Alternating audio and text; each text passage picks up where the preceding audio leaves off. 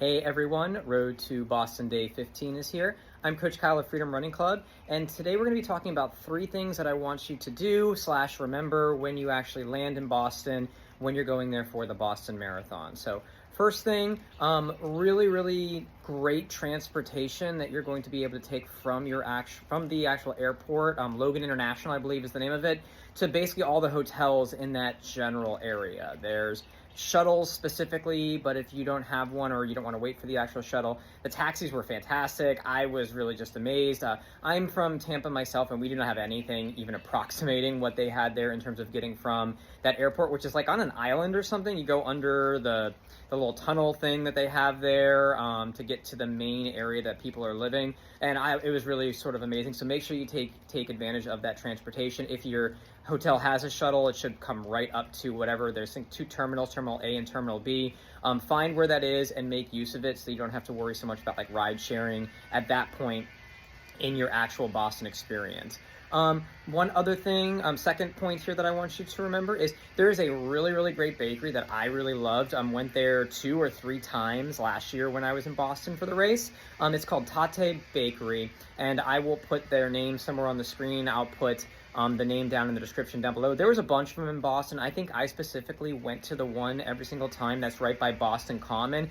Really nice location. You can get carbs there. We talked about carb loading in a previous video. Make sure you're getting some food. You're probably already in that carb loading of Friday on and into the race on Monday. You're going to be doing your carb load. So really great, like bakery items there, more satiating foods like proteins and things like that you can get. I personally love just their plain biscuits that had jelly. I ate those, I think again, went 3 times. Every single time I got that along with whatever other item I was having. So make sure that second thing you do, grab some food because again, long flight from wherever you're coming from, you want to make sure that you're topping off those carbohydrate levels, those energy levels in general. So transportation from your airport, take advantage of that depending on where you're staying. Get some food. Again, I recommend this Tatte Bakery. I was just blown away by how great it was. And the third thing is really start your plan of attack for how you are getting your packet. I was really surprised how much walking was involved just getting the packet for the Boston Marathon. Last year, the line was outside, but once you get inside the building, there's stairs / escalators. They actually almost had like a queue. Like it reminded me of a theme park where you were going back and forth and back and forth. It wasn't necessarily that it was backed up all the way, but they were really planning for very long lines. So I definitely always recommend for my runners, Boston Marathon's on Monday. Unless you're getting there on Sunday and you have no choice, get this Saturday, get this Friday, as early as you possibly can. Get your packet for a couple reasons. One, it's less walking the day before the race. You're less worried about anything going on. If there's an issue with like your bib or something or the corral you're in, you're more likely to be able to change something the earlier you are to it. And if you want to get some cool merchandise, get that early on. And then I always recommend, especially at these majors, there's always amazing pop-ups from the different brands. Like Tracksmith is usually my favorite.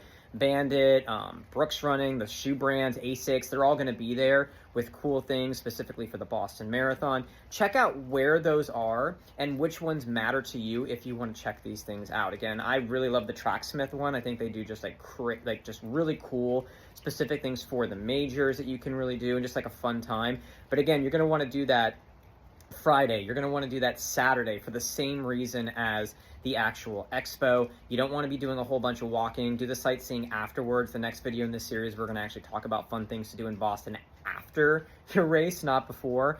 But these things, sometimes they might be like open the day after the marathon, but these things are definitely much more available beforehand, not only because sometimes they're not going to be open after the race, but the cool items might sell out in your size if you're specifically looking for some apparel or anything like that. So those are those 3 things that I want you to remember when you land.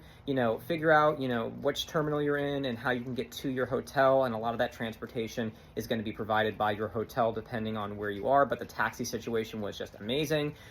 Get some food after you've dropped that off. You might even want to do that before you drop your stuff off, depending on how hungry you are. And again, I recommend that Tatte Bakery. Really great location. I loved it. I'm going to go back several times when I'm there. And then plan out, and you may would have already have done this, but definitely plan out what your packet pickup situation is, and if there are any of those pop-ups for the different situations. It's a really cool thing. If this is your first major, or maybe you haven't gone to those before, I really recommend looking at least a couple of them if it works with your travel situation, if it works for how close you're going to be doing this going into your Boston Marathon. So make sure you plan these things out. Again, the more of these things that you plan out, the more of these things that you have sort of locked in, the less stress you have the day before, the days leading up to the race, so that you can really just go out there and perform on race day.